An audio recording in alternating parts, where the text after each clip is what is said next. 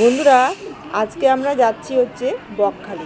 দেখো, শিয়ালদা থেকে সকাল 7:19-এ নামখানা লোকাল ধরে চলে গেলাম নামখানা। যেতে যেতে পথে সাইট সিন দেখছিলাম, এত সুন্দর লাগছিল। সকালের পরিবেশটা যেন সত্যি মন মুগ্ধ করে দিচ্ছিল। দূর থেকে দেখো, মনে হচ্ছে যেন কুয়াশার মতো সব ভাসছে। ট্রেনে আমরা আবার পানি ফলও কিনলাম।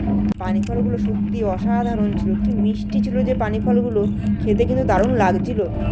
পানি ফল খাওয়ার পর দেখো, আমরা আবার সাইট সিন দেখতে দেখতে পৌঁছে যাচ্ছি সেই নামখানা স্টেশন। দেখো, পথে আবার একটু ঘুগনিও কিনলাম, ট্রেন থেকে ঘুগনিও খেলাম। পৌঁছে গেলাম নামখানা। সেখান থেকে কিছুটা হাঁটার পথ আমরা গেলাম টোটো স্ট্যান্ডে।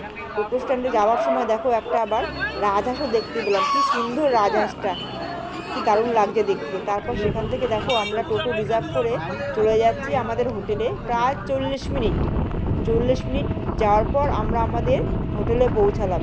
হোটেলে পৌঁছে তারপর বাড়িতে থেকে কিছু আমরা আবার চাউমিন বা খাবার বানিয়ে নিয়ে গেছিলাম, সেটা খেলাম। সেটা খাবার পর আমাদের তো সমুদ্রে যেতেই হবে। তড়িঘড়ি করে আমরা আবার সবাই মিলে সমুদ্রে চলে গেলাম।